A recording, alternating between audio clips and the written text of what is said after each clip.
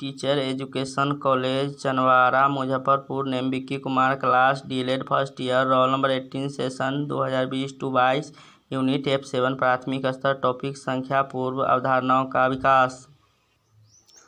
जैसे कि संख्या पूर्व शब्द लिखा हुआ है, उससे यह पता चलता है कि संख्या की शुरुआत के विषय में जानकारी देना एवं उसके बारे में समझना और समझाने की आवश्यकता है।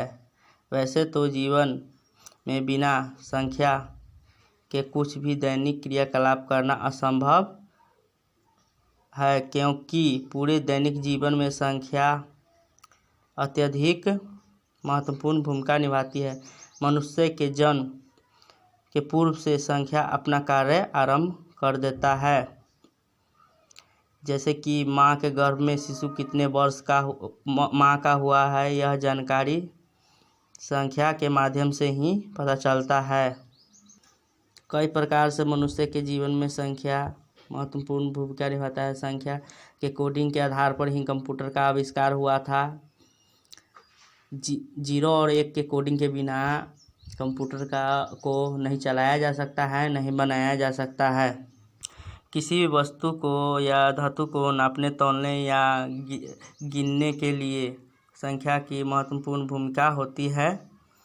बिना संख्या के कुछ भी संभव नहीं है। मनुष्य के जीवन में दैनिक क्रियाकलाप के में भी बहुत महत्वपूर्ण भूमिका संख्या निभाती है। शून्य के बिना संख्या अधूरी है। इस बात की हमें खुशी है कि हमारे भारत के प्राचीन वैज्ञानिक गणितज्ञ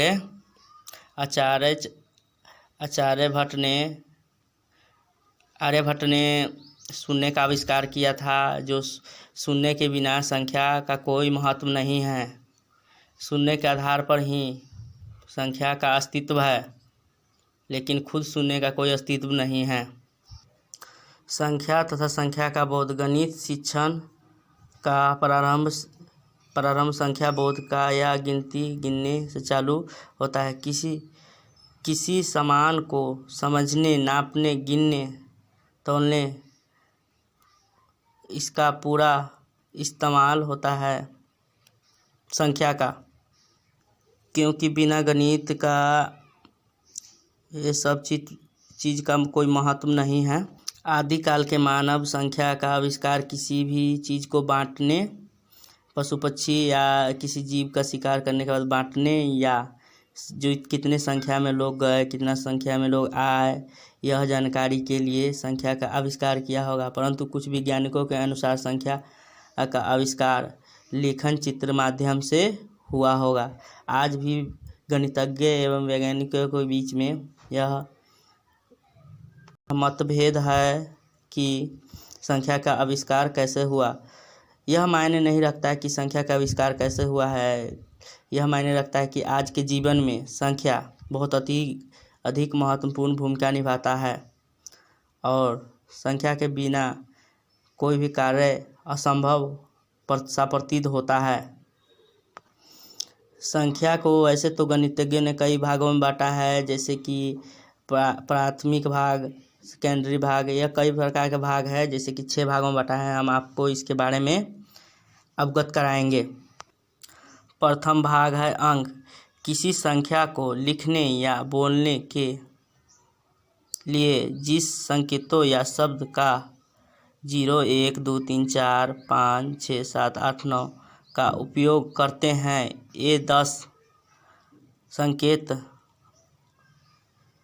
अंक कहलाते हैं। संख्यांक। जिस संख्या को लिखने, बोलने संख्या के समूह को संख्यांक कहा जाता है। उदाहरण 14, 34, 50, 812 इत्यादि संख्यांक है।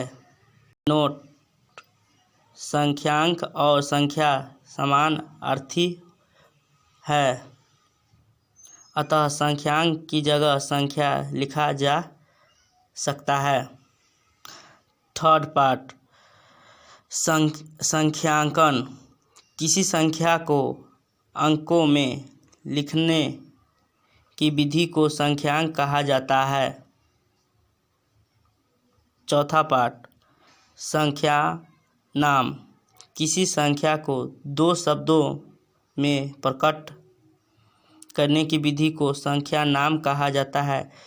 जिस प्रकार से किसी भी संख्या को लिखकर बताया जाता है उसे हम संख्या नाम भी कहते हैं। पार्ट 5, प्राकृतिक संख्या। अंकों का उपयोग कर हम संख्या 1 2 3 4 5 6 7 8 9 10 11 इत्यादि लिखते हैं। ये संख्या गिनने में आमतौर पर सहयोग करता है, अतः इसे प्राकृतिक संख्या कहते हैं। अतः गिनने की संख्या 1 2 3 प्राकृतिक संख्याएं कहलाती है। इन संख्याओं के समूह को n से व्यक्त किया जाता है। n अंग्रेजी भाषा का शब्द है। n से नेचुरल शब्द का प्रथम अक्षर है n मतलब नेचुरल। सबसे छोटी संख्या 1 है और सबसे बड़ी संख्या ज्ञात नहीं किया जा सकता है। पार्ट 6, पूर्ण संख्याएं। किसी खाली जगह के अवयवों की संख्या को शून्य कहते हैं। दूसरे शब्दों में संख्या शून्य का अर्थ एक ही नहीं है। एक शून्य को जब प्राकृतिक संख्या के समूह n में मिला देते हैं तब हमें संख्या 1 2 0 1 2 3 प्राप्त होता है, जो पूर्णतः संख्याएं कहलाती है। पूर्ण संख्याओं के समूह को W से प्रकट करते हैं। इस प्रकार W 0 1 2 3 इत्यादि स्पष्ट। सबसे छोटी पूर्ण संख्या 0 है, किंतु सबसे बड़ी पूर्ण संख्या नहीं प्राप्त की जा सकती है। यह भी स्पष्ट है कि प्रत्येक प्राकृतिक संख्या एक पूर्ण संख्या है, किंतु 0 ऐसी पूर्ण संख्या है जो प्राकृतिक संख्या नहीं है। Thank you. आपको मेरे विषय के बारे में जानकारी बहुत अच्छा लगा होगा। थैंक यू, धन्यवाद।